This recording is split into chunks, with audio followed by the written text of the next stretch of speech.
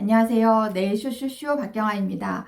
뷰티샵 네일샵 실전 경영 노하우 편 오늘 9번째 시간으로 컴플레인에 대해서 여러분들하고 같이 얘기를 좀 나눠볼 건데요.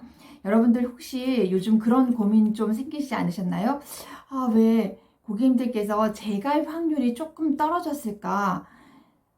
이 지금쯤이면 조금 떨어질 쯤이에요. 근데 그 재가입 확률이 어디에서 재가입이 잘 안 되는지 한번 잘 보세요. 뭐냐면은요, 5, 6, 7, 8. 여러분들이 굉장히 열정적으로 우리가 말하는 극성수기를 보냈습니다. 극성수기를 보내면서 많은 고객님들이 우리 매장을 다녀가셨어요. 다녀가셨는데 그 동안에는 바쁘니까 그 다음에 고객님들한테 일일이 디테일하게 여러분들이 신경을 참 쓰면 좋겠는데 그런 부분을 못한 것들이 아마 있었을 거예요. 그런데 이제 그런 고객님들께서 재가입을 하실 때가 됐는데 지금 네, 알겠어요. 제가 다음에 와서 한번 생각해보고 다시 할게요. 내지는 오늘은 오늘 것만 계산해 주세요. 제가 다음에 와서 다시 할게요. 라고 하시는 분들이 계시는 거죠. 그러면 뭐가 문제지? 라고 고민을 해볼 필요가 있습니다. 그래서 물론 그게 지금 컴플레인으로 다 와닿는 건 아니지만 이런 부분까지 여러분들이 고민을 해보면서 오늘 수업을 들으면 좋겠다라는 생각이 들어서 제가 말씀을 드리는 거예요. 자, 그러면 컴플레인에 대한 정의 먼저 한번 생각을 해볼게요. 컴플레인이란 우리가 굉장히 많이 컴플레인에 대해서 얘기를 합니다. 그리고 여러분들께서 직원들한테도 고객 교육을 많이 시켜요. 그러면 컴플레인이란 뭐냐? 고객이 우리 서비스에 대해서 겪게 되는 불편함 혹은 욕구입니다. 요구가 아니라 욕구가 충족되지 못한 상황들에서 벌어지게 되는 굉장히 적극적인 표현이다. 적극적인 표현이다. 다시 말할게요. 컴플레인이란 고객이 우리 샵에서 불편함이나 욕구가 충족되지 못한 상황에서 벌어지게 되는 적극적인 표현이다. 이렇게 생각하시면 될 것 같아요. 자, 첫 번째로 여러분들이 여기에서 좀 알고 넘어가셔야 될 게 뭐냐면 고객들은 여러분들이 니즈 파악을 해드려야 된다 이런 얘기 하시잖아요. 그런데 그 니즈 파악은 요구사항이 아니라 여러분들이 고객의 욕구가 무엇인지 알아볼 필요가 있습니다. 예약을 하실 때 고객님들이 이렇게 이야기를 해요. 내 손톱 그냥 오늘 다시 지우고요. 다시 젤할 거예요. 이렇게 이야기를 하거든요. 그러면 그건 고객님의 그냥 요구사항일 뿐이에요. 그런데 고객의 그 안에 들어있는 욕구는 무엇이냐면 내가 손톱을 다시 제거를 할 때 건강하게 제거를 하고 그 다음에 내가 다시 제거를 한 후에 내가 어떤 아트를 하거나 아니면 어떤 디자인을 했었을 때 내 손톱에 맞는 컬러와 그 다음에 예쁜 아트를 내 손에 딱 장착이 될까 이런 것들까지 머릿속으로 고민들을 하시고 그게 내가 얼마 만에 그 비용을 지출하잖아요. 그 지출하는 비용에 대한 가치를 그렇게 얻고 싶어 하는 거죠. 그래서 고객은 요구사항이 중요한 게 아니라 고객의 욕구를 들어주는 게 훨씬 더 중요하다는 거예요. 그래서 아까 제가 뭐라 했어요? 고객의 욕구가 충족되지 못했을 때 벌어지는 적극적인 표현이라고 했어요. 여기서 말하는 적극적인 표현이라는 건 뭐냐면 고객이 직접 표현을 하는 거예요. 어떻게? 저는요, 이런 부분에 있어서 마음에 안 들어요. 혹은 저는 이런 부분에 있어서 개선해 줬으면 좋겠어요. 저는 이런 부분 때문에 여기 오고 싶지 않아요. 이런 표현들을 고객들께서 하신다는 거죠. 놀라운 사실은 뭐냐면요. 100명의 고객들이 불만을 가지고 있었을 때 거기에서 이렇게 적극적으로 표현을 한다라는 건 6명밖에 되지 않는다라는 사실이에요. 겨우 6%밖에 되지 않는다는 거예요. 그러면 나머지 94%는 어떻게 되느냐? 그 94%는 고객이 아무 말 없이 떠나간다는 거예요. 자, 그러면 우리가 다시 생각해 볼 필요가 있죠. 6%를 위해서 고객이 컴플레인을 해결하는 방법을 공부하는 게 좋을까요? 아니면 94%를 위해서 컴플레인이 생기지 않도록 예방하는 걸 공부하는 게 좋을까요? 그렇죠. 94%를 위해서 컴플레인이 생기지 않도록 여러분들이 꾸준하게 서비스에 대한 마인드를 갖거나 아니면 서비스에 대한 어떤 자세를 끊임없이 가지고 계시는 게 훨씬 더 우리 여러분들이 서비스맨으로서의 더욱더 가져야 될 자세라는 거죠. 자, 그러면 그럼에도 불구하고 제가 오늘 말씀드리고 싶은 건 그 6분, 네, 6%에 해당하는 컴플레인이 생겼어요. 그러면 그 컴플레인이 생겼을 때 우리는 어떻게 해야 되는지 그 부분에 대해서도 여러분들에게 말씀을 드리고자 합니다. 컴플레인 해결 방법은 3가지가 있어요. 첫 번째는요, 사람을 바꾸는 거예요. 사람을 바꿔라. 이게 무슨 말이냐면 왜 이런 거 있잖아요. 사장 나오라 그래, 원장 나오라 그래, 책임자 나오라 그래, 막 이러시는 분들 계시잖아요. 네, 거기에서 나오면 되는 거예요. 나오면. 그런데 당장 나오는 게 아니라는 거예요. 제 얘기는. 그래서 처음에 그 응대할 경우에 맨 처음에 당사자가 응대를 하는 도중 안에 처음부터 사장님이 나가시거나 원장님이 나가시거나 하기보다는 시간의 텀을 좀 두시고, 네, 제가 이런 부분에 있어서는 저희 원장님께 보고를 드리고, 혹은 저희 실장님께, 저희 팀장님께 보고를 좀 드리고, 고객님께 다시 안내 말씀 드릴 수 있도록 하겠습니다. 라고서 사람을 바꿔줄 수 있도록 하시는 거예요.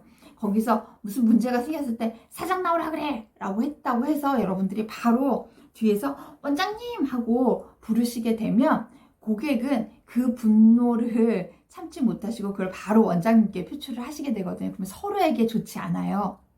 그래서 조금 시간을 두고 고객님 잠시만 기다려주세요. 저희 원장님께서 지금 자리를 비우셨거든요. 혹은 네, 고객님 잠시만 기다려주세요. 제가 원장님을 이 부분에 대해서 자세히 설명을 드리고 안내할 수 있도록 말씀드릴게요. 라고 하고 원장님께 오셔서 자초지정을 설명하고, 그래서 약간의 지금 동시다발적으로 일어나는 일이지만 첫 번째, 사람을 바꿈과 동시에 시간의 텀을 두고 시간도 바꾸시는 거예요.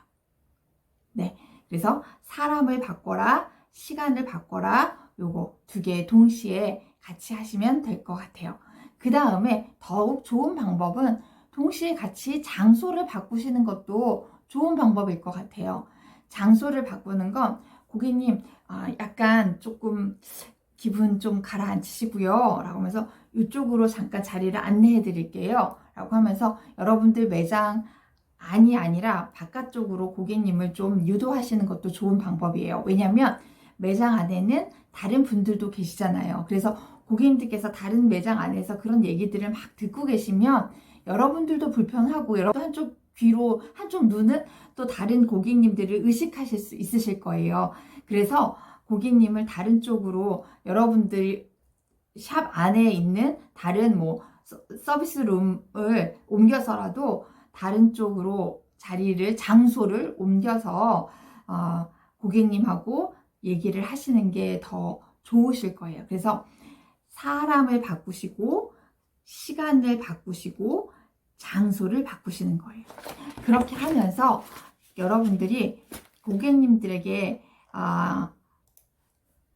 컴플레인 해결 방법 4단계가 있습니다. 첫 번째는 고객의 문제의식을 충분히 들어주시는 거예요. 이제 사람을 바꿨잖아요.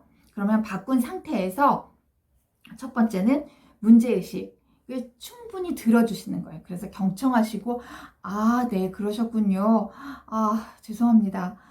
네, 고객님, 충분히 고객님 마음 이해 갑니다. 라면서 두 번째로는 고객님의 마음을 이해하고, 저라도 조금, 네, 고객님처럼 그러셨을 것 같아요. 저라도 고객님 마음 충분히 이해합니다. 화가 났을 것 같아요. 라서 고객님을 이해하는 단계로 가는 거죠. 그 다음에 3번째 단계는 그러면 제가 어떻게 고객님을 해결해 드려야 될지 그 해결 방법을 제시해 드리는 거예요. 고객님, 그러면 제가 다음번에는 이렇게 해드리면 어떨까요? 고객님, 꼭 환불을 해드리는 게 능사가 아니라 다음번에 어차피 고객님 3주 후에 다시 한 번 더 오셔야 되잖아요. 그럼 3주에 오셔서 경과를 지켜보고 그때도 만약에 경과가 똑같아, 이런 상황이 똑같이 벌어진다라고 하면 그때 환불해도 늦지 않으시니까 그때 제가 환불 조치를 해드리도록 하겠습니다. 그래서 저희한테 기회를 한 번만 더 주시는 건 어떠실까요? 라고 하면서 고객님께 최선의 방법을 가지고 성의껏 설명을 해드리는 거죠.